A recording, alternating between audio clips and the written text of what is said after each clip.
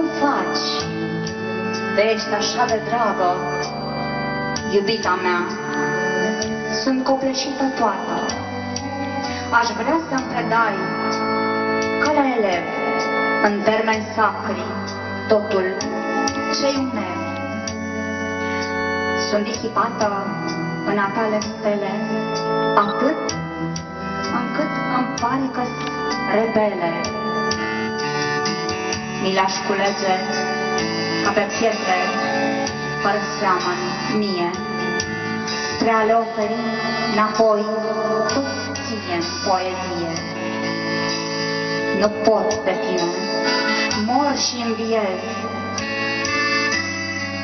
Sunt prea sarcasticul și devotatul amorez. Sunt în genunchi înaintea ta să-mi spulberi tot ce e rău din ale mele pulberi. Minunea mea prea pur destăinuită, te adulmec, te conjur, am zis, iubită.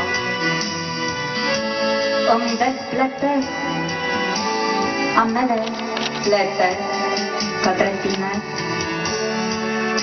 rugând pe veci logodna să ne fie într-un bine.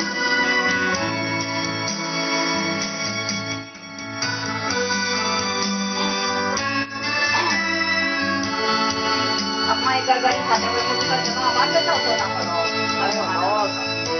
E gărgărița asta. Să vedem dacă merge asta.